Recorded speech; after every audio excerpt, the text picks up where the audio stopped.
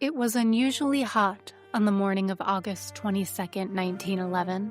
A massive heat wave was spreading throughout Paris, leaving the city largely empty. But one man who remained behind was a painter by the name of Louis Béroux. In his mid-50s, Béroux was one of a number of artists who frequented the Louvre to paint its masterpieces, a practice that was encouraged by the museum so long as they didn't produce anything the same size as the original.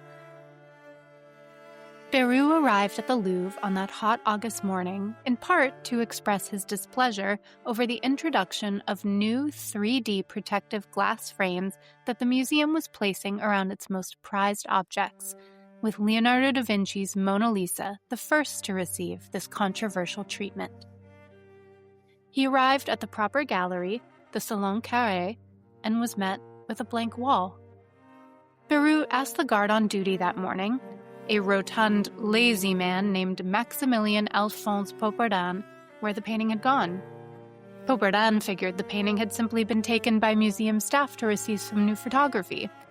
This was because the director of the Louvre in 1911, Jean-Théophile Hommault, was so excited by the idea of using photography to document his collection that he let any contract photographer or curator take any artwork in the museum right off the wall without asking for permission. Béroux responded with a shrug. So many changes, none to his liking. But he left the museum anyway, with the intention of returning a little while later. When he came back around 11 a.m., Mona Lisa was still missing from her usual spot. Now annoyed that his day was being wasted, he confronted Poppardin again, insisting that he find out where the painting had gone. Eager to have an excuse to leave his post, Poppardin sauntered leisurely through the galleries, taking around 15 minutes to reach the photography studio and ask when they would be finished with the Mona Lisa. The photographer stared at him blankly, though. She wasn't with them. The Mona Lisa was missing. Panicked, Poppardin rushed to the director's office, crying out, "La Joconde, c'est parti!" Hommault, the man so enamored with photography's documentary possibilities, was on vacation, so the cry fell on the ears of Georges Benedit, acting director and curator of Egyptian antiquities. Benedit believed she couldn't have gone far, so the two men joined up with the supervisor of the museum guards and spent 3 hours combing the museum, to no avail. Sensing something was truly amiss, Benedit went in person to the Palais de Justice, and he informed the chief of the Paris police, Louis Lépine. Lépine arrived at the museum at 1 p.m., armed with reinforcements. They closed the museum and all of the exits, forbidding anyone to enter or exit. What's more, knowing that this could easily turn into a national scandal if the perpetrator wasn't caught quickly, Lépine ordered France's borders sealed. Trains and cars were stopped, and ships were detained in their ports. Police surrounded the Louvre, ready to intercept anyone who may try to skulk away, while another 60 officers combed through every inch of the galleries in search of the painting. After 2 hours of searching, the police found 2 frames tucked into a corner of a service stairway only a few yards away from the gallery that Mona Lisa called home.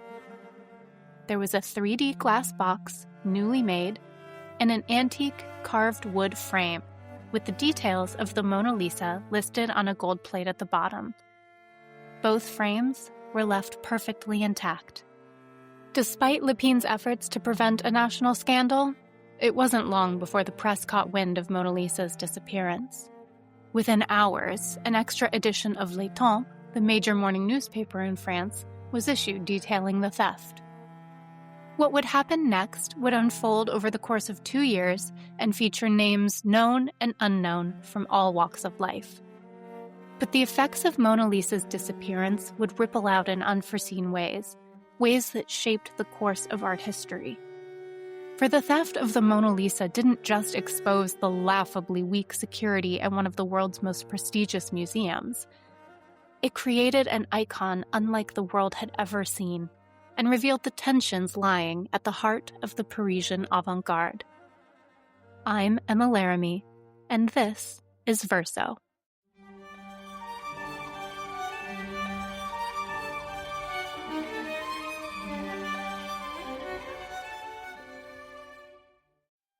If you walked into the Louvre in 1911 and asked to see the most famous painting on view, a guard wouldn't necessarily have pointed you in the direction of the Mona Lisa as they would now.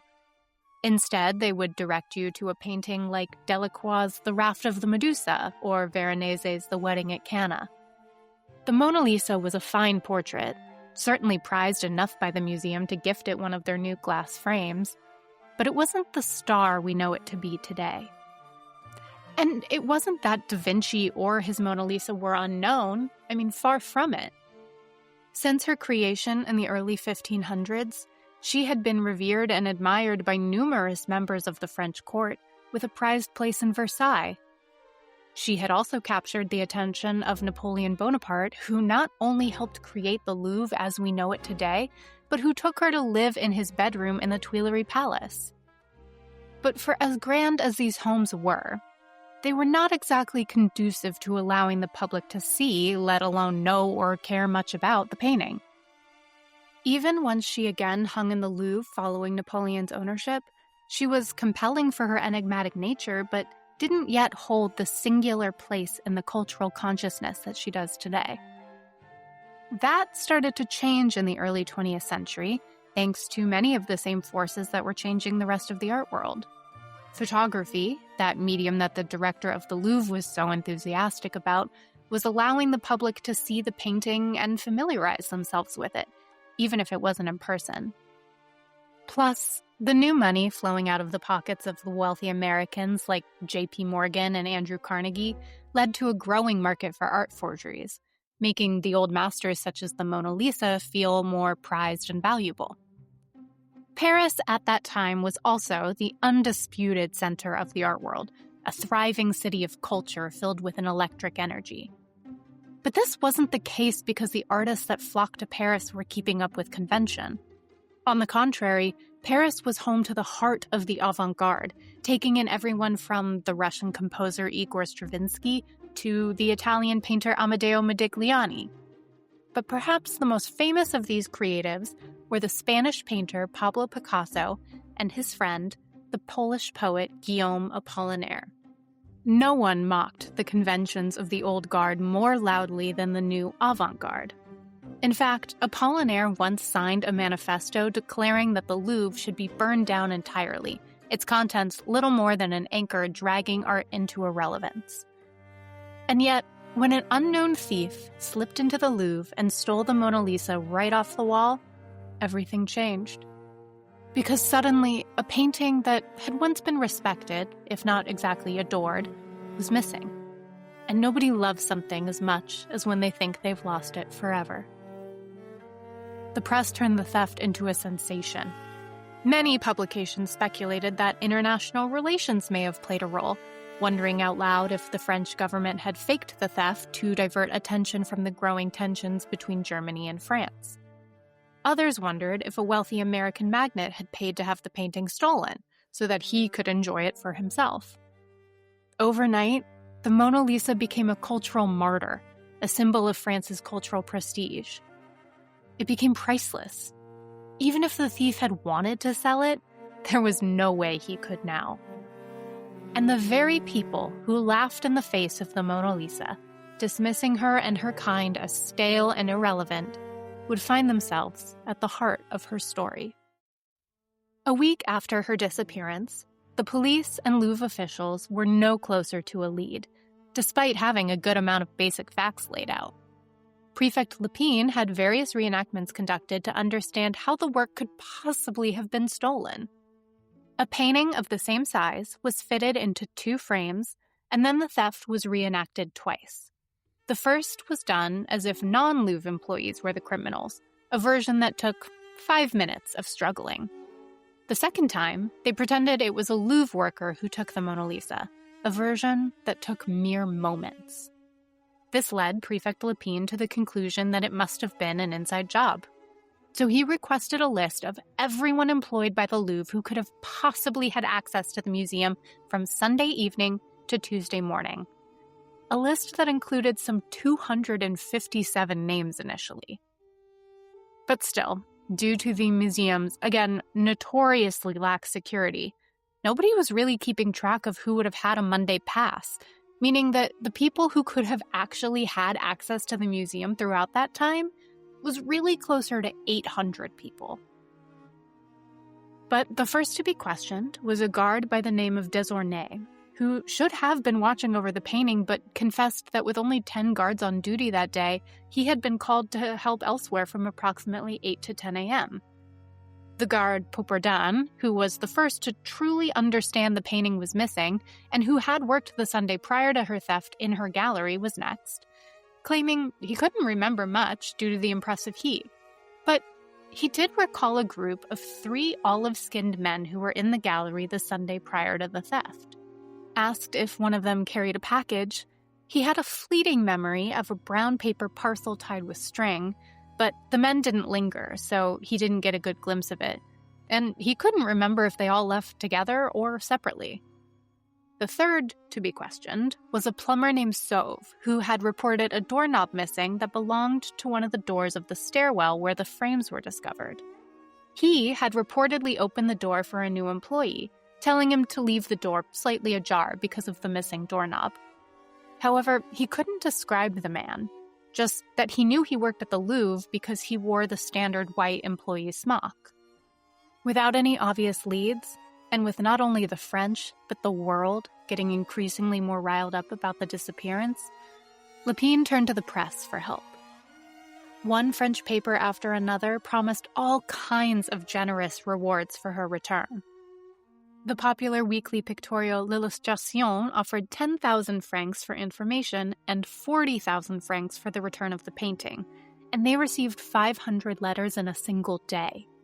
The Paris Journal offered 50,000 francs and a promise of anonymity, while the French government itself offered 20,000 francs for Mona Lisa's safe return.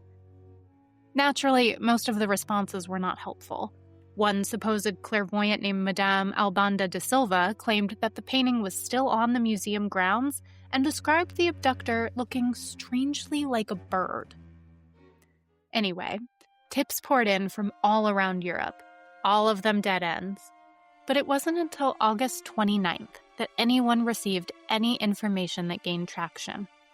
That morning, a week after the disappearance, and coincidentally the day that the Louvre reopened to the public, the Paris Journal received a small statuette and a confession of its theft by a man named Baron Ignac d'Ormezon.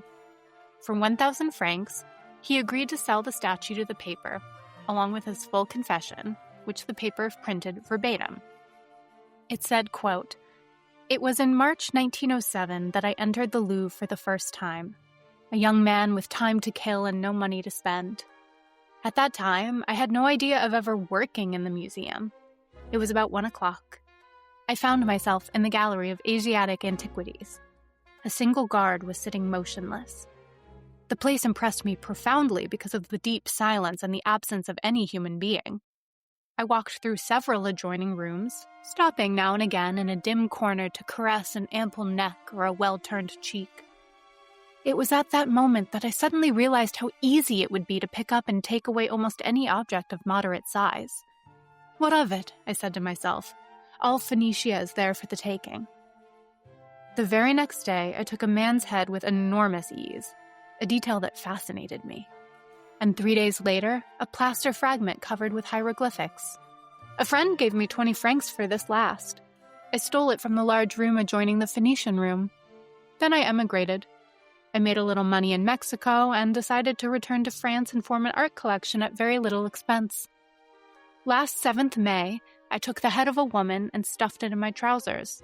And now one of my colleagues has spoiled all my plans for a collection by making this hullabaloo in the painting department.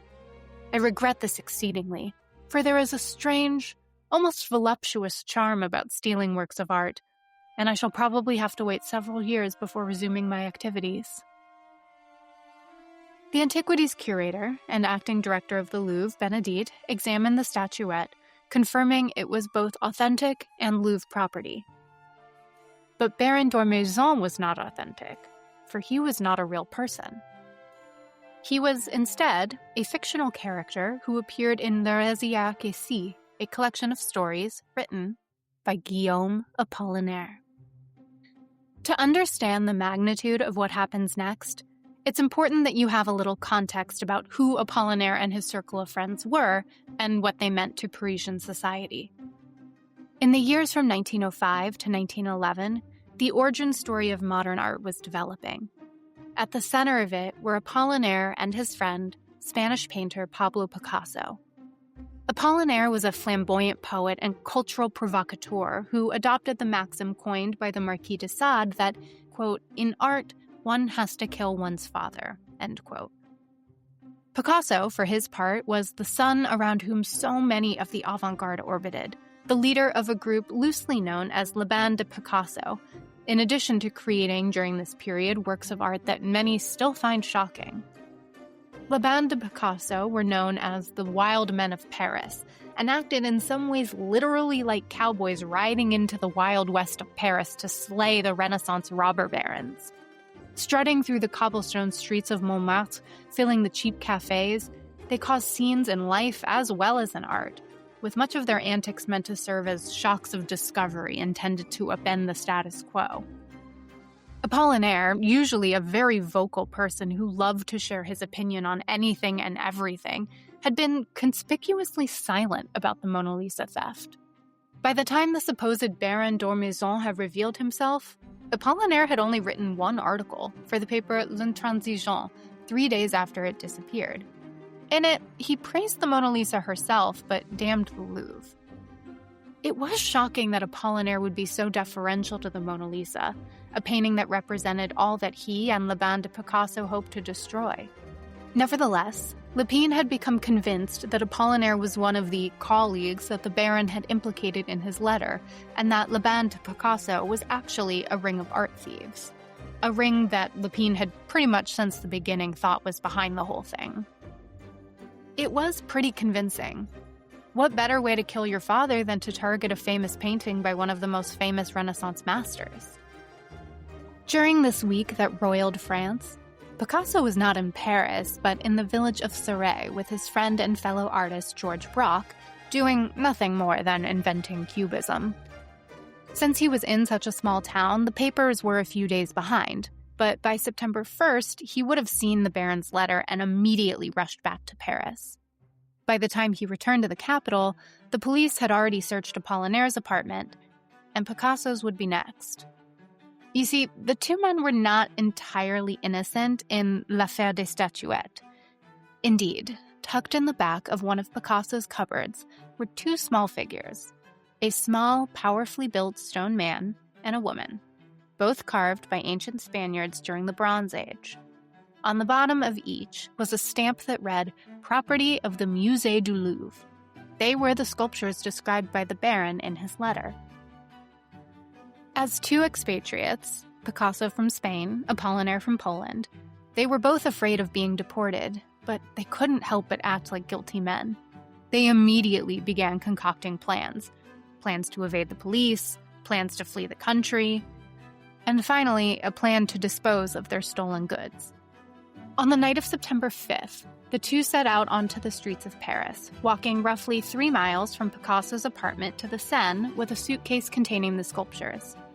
They tried not to arouse too much suspicion by avoiding taking a bus or a taxi, but they were still probably something to see as they tried to lug the suitcase together before ultimately deciding to just take turns.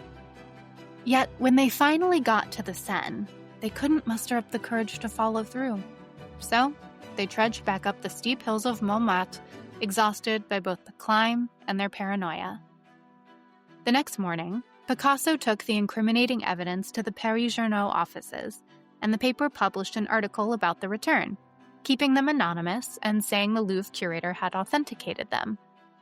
But within 24 hours of the story running, Apollinaire would find himself arrested. He was swiftly transported in handcuffs to the Palais de Justice, where he was arraigned before one Magistrate Drieux, a man known for going hard on his suspects. He was told that anonymous sources had linked him to l'affaire des statuettes, specifically that he had been in contact with the alleged Baron, and that he had received the stolen sculptures recently returned to the Paris Journal. He was warned that if he did not identify the Baron, he would be charged with harboring a criminal possession of stolen goods, and thwarting a police investigation. For hours, Apollinaire held his ground, refusing to provide any information until Magistrate Drieux signed an arrest warrant. Scared by the prospect of imprisonment, Apollinaire started talking. The man who styled himself as the Baron d'Ormezon was in fact Honoré Joseph Géry Pierret, a Belgian man in his early 30s who had been living with Apollinaire and working as a kind of secretary, with Apollinaire helping him find work. He has been described as, quote, matinee idle handsome, blithely amoral, probably bisexual, and absolutely irresponsible, end quote. His father was a prominent lawyer in Brussels who had committed suicide. Shortly thereafter, his mother had paid for her son to permanently leave home. Rich and aimless, he spent his time gallivanting with La Bande de Picasso and occasionally stealing things from the Louvre. Apollinaire had hoped that by identifying the supposed baron, he would be released of any wrongdoing, but he was instead taken to Santé prison, where he was again grilled for hours, at which point he admitted that on the day the Mona Lisa went missing, he had purchased Géry a train ticket for Marseille. Lépine, believing he had indeed found the ringleader of his imagined ring of art thieves, demanded that Apollinaire name his accomplices. He eventually gave them Picasso's name, but tried to protect his friend by saying that Picasso never knew they were from the Louvre. When the news broke in the press, it was a sensation. Picasso was awoken on the morning of September 9th by a detective who ordered him to appear before Magistrate Drieux. Trying to maintain an air of bravado, Picasso dressed in his favorite red and white polka dot shirt, donning an elegant silk tie that clashed violently. But despite the attempts at confidence, he was so nervous that his lover, Fernand, had to help him put the tie on. That afternoon, the two men met again in the courtroom of the Palais de Justice. When Apollinaire entered the room, he was swept up in a surge of reporters and the flashing bulbs of photographers. Both painter and poet were so nervous, so desperate to prove their innocence, that they threw the other under the bus, accusing the other of bringing the stolen statuettes to the newspaper. It is said that Picasso's strategy of pleading ignorance to everything went so far that he claimed he didn't even know Apollinaire at all. At the end of the arraignment, Picasso, the one who had actually purchased the stolen sculptures, was released, but warned not to leave Paris. Apollinaire was returned to Santé prison, still suspected of being part of an international ring of art thieves. But after a few days, having no substantive evidence, he was provisionally released on the 13th of September 1911. The charges would not be fully cleared until January 1912. After their encounter in the courtroom, the friendship between Picasso and Apollinaire maintained itself on the surface, but had ultimately died in the battle to prove their innocence. With it went the soul of the Parisian avant-garde.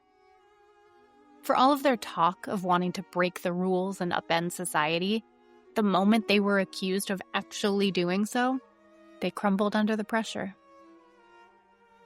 So, if Picasso and Apollinaire were not at the center of an international ring of art thieves who stole objects from the Louvre as varied as small Iberian statues to the Mona Lisa, who actually stole her? The answer to that question would not come for another 2 years. By the end of 1911, the sensation that was the theft was dying down.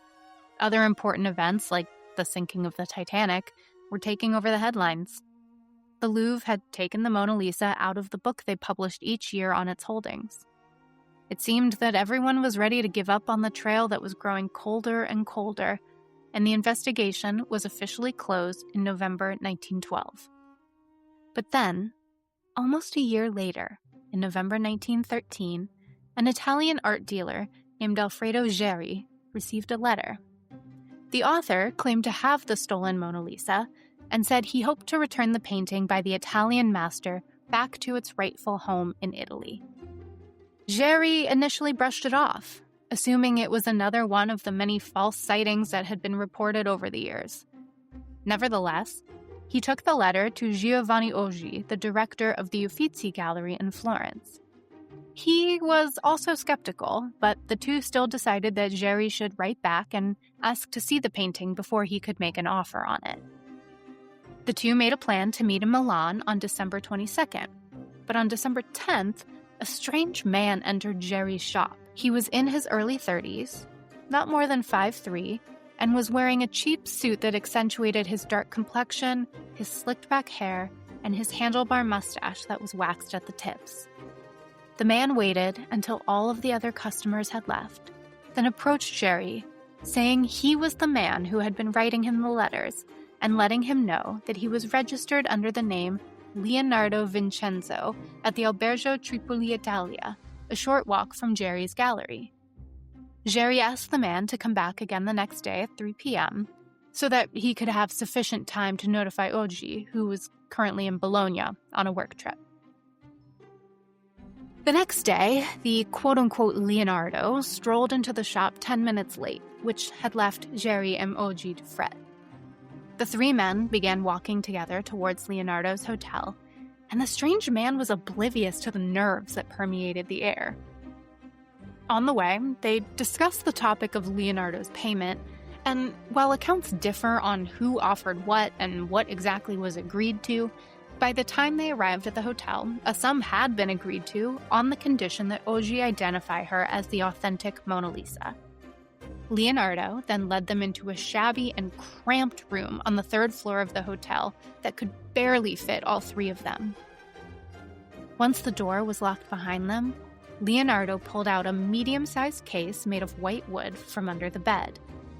Heaving it up onto the mattress, he then proceeded to open it up and dump out all of its contents before lifting up the false bottom, revealing something wrapped in red silk. Silently, he began to unwrap it. Once the Mona Lisa was revealed, Oggi carried it to the window to see it under better light and compared it to a photograph he had brought with him. She appeared in perfect condition, and Oggi knew unequivocally that she was authentic. Nevertheless, he did express reservation to Leonardo, saying that he would need to bring the painting back to the Uffizi to study her against other Da Vinci paintings. The false Leonardo agreed without hesitation, and Oggi and Jerry carried the painting, now wrapped again in red silk, down the stairs of the hotel, practically running out the door. The two immediately called the police, and the false Leonardo was napping when the chief of the Florence police, Francesco Tarantelli, knocked on his hotel room door. He did submit himself to the arrest without protest, convinced it was all just a formality. Because you see, the man was actually named Vincenzo Peruggia. Born in the small town of Dumenza near Lake Como, he had moved to Paris and had been working as a glazer at the Louvre for 2 years. A job that meant he was one of the people responsible for building those newfangled glass frames. During his tenure at the Louvre, he came to believe that the painting had been wrongfully expatriated from her Italian homeland during Napoleon's expeditions in Italy. Looking at her day after day, Peruggia became increasingly frustrated and convinced himself that since Napoleon had stolen the Mona Lisa from Italy, it was his duty to right the wrong and return her to her proper home.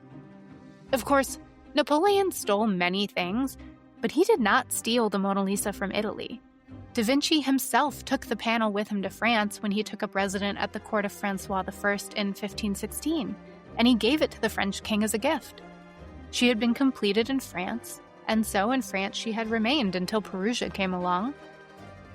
In the days following his arrest, he gave interview after interview, explaining himself in a way that suggested he believed he had nothing to hide. He saw himself not as a thief, but as a patriot. It was, he claimed, a simple act of national pride. But not everyone was convinced. While some Italians hailed him as a hero, Italy's own Don Quixote tilting at windmills with a Mona Lisa tucked under his arm, the Italian authorities were less amused. The police chief, Tarantelli, dismissed his patriotic reasoning as nonsense. And it wasn't difficult to see why. Peruggia had been a suspect from the start, yet the French police had managed to overlook him at every turn. He had literally helped build the painting's protective glass case, meaning his fingerprints were already on it. He had even been called for questioning by French authorities in the days immediately following the theft, but when he failed to show up for further interrogation, an officer visited his apartment, asked him where he'd been the morning of the theft, and when he answered, he simply took his word for it.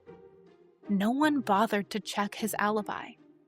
And no one noticed that he had a criminal record. 2 previous arrests in France, including an attempted robbery and an altercation with a prostitute that landed him in jail for weapons possession. And no one, not even Alphonse Bertillon, the famed forensic scientist with his sophisticated fingerprint catalog of over 750,000 records and who had initially found a print on the glass frame, managed to match Peruggia's left thumbprint that was found on the glass case. Because Bertillon's system only classified criminals by their right fingerprints. Embarrassing. But now that Peruggia had been caught, the French police scrambled to make up for lost time. They tore through his apartment, where they found 93 love letters and a daybook that suggested his motives were not as pure as he claimed. It turned out that months before the heist, he had written down the names of prominent art dealers and collectors across Europe and the United States, including the very man he eventually tried to sell the Mona Lisa to, Alfredo Jarry. There was also the matter of Mathilde. A mysterious woman who appeared in his letters, Mathilde became the subject of instant myth. The New York Times proposed a tragic love story. Perhaps Peruggia had fallen for a woman who looked like Mona Lisa, only to lose her, and in his grief he had stolen her painted likeness instead. A romantic notion, though the actual Mathilde, whoever she was, never materialized. Then there were the Lancelotti brothers. Initially, Peruggia insisted he acted alone, but under questioning, he implicated 2 brothers, Vincente and Michele Lancelotti, claiming that they had helped him build the false bottom trunk that concealed Mona Lisa for 2 years. The brothers were promptly arrested, but they never confessed to anything. Despite all of this, when the Mona Lisa was formally authenticated and returned to France, Peruggia remained oddly steadfast in his story. When he went to trial in June of 1914, he told it once again, now with a touch of dramatic flair. Quote, "One morning I joined my fellow decorators at the Louvre, exchanged a few words with them, and quietly stole away. I was wearing the same long white workman's blouse as they did and attracted no attention and was asked no questions. I managed to get to the Salon Carré without being seen. The room was deserted. There hung the painting that is one of our great works. Mona Lisa smiled down on me. In a moment I had snatched her from the wall. I carried her to the staircase, took off the frame, slipped the painting under my blouse, and left with the greatest nonchalance. It was all done in a few seconds." End quote. He never wavered. The prosecution, however, had a different theory. They pointed out that Peruggia had boasted to his family that he would soon be a rich man, that he had tried to sell the painting multiple times, that before reaching out to Alfredo Jarry, he had attempted to offload it to the London dealer Henry Duveen and even the American millionaire J.P. Morgan, though neither man had alerted the authorities. It seemed that Peruggia had planned to get rich off the Mona Lisa. He just hadn't been very good at it. Still, he had become a national folk hero, and the Italian government wasn't eager to punish him harshly. Meanwhile, the French government didn't want to revisit the case too closely because doing so would remind everyone of their own spectacular failures. Despite this, his defense attorneys went on the attack. One argued that Italy had no jurisdiction since the crime was committed in France and that Peruggia should be set free. The other played to emotion, painting Peruggia as an earnest, hard-working man who had suffered in a foreign land, mocked for being Italian, bullied, mistreated, and merely trying to right a historical wrong. It worked, at least in the courtroom.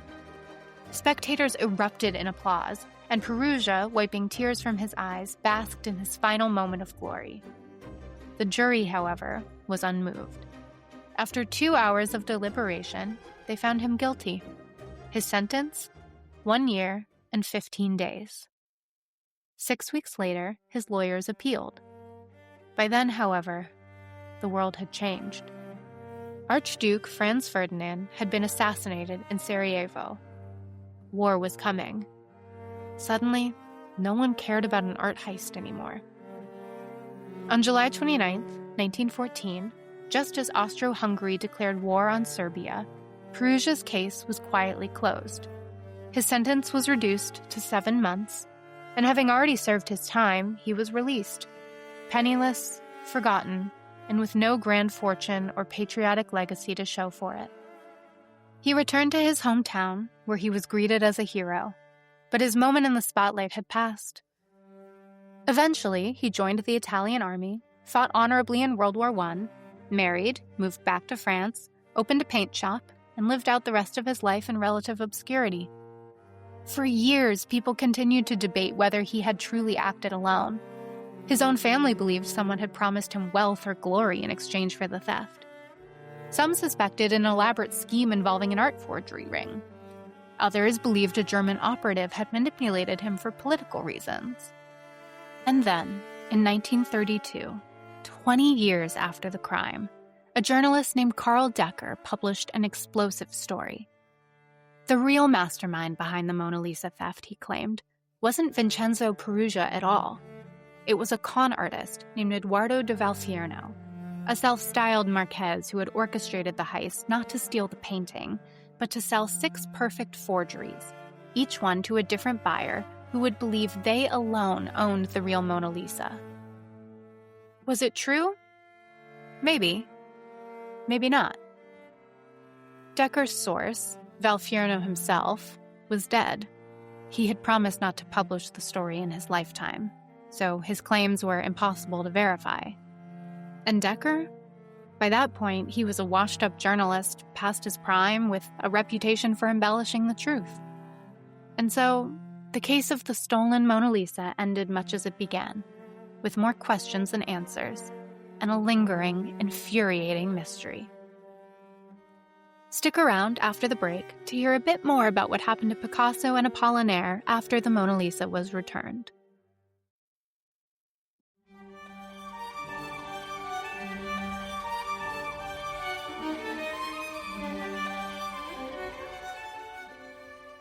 Less than 2 years after the events of l'affaire des statuettes, Apollinaire was still caught up in its aftermath. Fearing that he had lost his honor and wanting to prove that he was not and had never been disloyal to France, he enlisted in the 39th Artillery of the French Army during World War I. He joked that, quote, "I love art so much, I joined the Art-tillery," end quote. But in 1916, while on the front lines in Champagne, he received a head injury due to some shrapnel. He never fully recovered from either his psychological or his physical wounds, dying on November 9, 1918, at the age of 38, 2 days before the armistice. In an eerie coincidence, on the day he died, a mutual friend received a note from Géry, the one who had styled himself as Baron d'Ormezon, who claimed to be serving on the Western Front as an officer in the Belgian army. In the letter, he said that a raven had flown through his window and, quote, "I felt I was getting a message from Guillaume Apollinaire. I am very worried about him and beg you to tell me whether he is still alive," end quote. For years, Picasso never spoke of Apollinaire or the events of l'affaire des statuettes. But almost 50 years later, he made a confession of sorts to a filmmaker who had made a documentary on Apollinaire. Picasso had seen the final film, and when the two met, he said to the filmmaker, quote, "You are the one who taught me that there is such a thing as remorse. During the hour I spent watching the film, I was 30 years old again, and I think I shed a tear or two. I can admit it now. I did not behave very well with Apo on one occasion. It was after the affair of the theft of the Mona Lisa. Guillaume had returned the picture in care of a newspaper, but despite that precaution, our little group was being watched rather carefully. Such childishness amused us, and the idea of owning a series of little statues for a few days delighted me. It wasn't robbery, just a good joke. No sooner said than done. But this time the police were ready. I took fright and wanted to throw the package in the Seine. Apo was against it. They don't belong to us, he said. And he got himself arrested. Naturally, they confronted us. I can see him there now, with his handcuffs and his look of a big, placid boy. He smiled at me as I came in, but I made no sign. When they asked me, "Do you know this gentleman?" I was suddenly terribly frightened, and without knowing what I was saying, I answered, "I have never seen this man." I saw Guillaume's expression change. The blood ebbed from his face. I am still ashamed. In perhaps classic Picasso fashion, even in confessing, he managed to again shift the truth, perhaps inadvertently, placing both the theft of the Mona Lisa and the responsibility of who returned what onto Apollinaire. This episode was written, narrated, and produced by me, Emma Laramie. If you enjoyed this story, if something here surprised you, made you think differently, or just gave you something interesting to talk with your friends about over drinks, do me a favor. Follow the show. Leave a rating or review if you're feeling generous. They really help more than you could ever know. And if there's an artist or moment in art history that you're curious about, drop a comment below. Thanks for listening. I'll see you next time.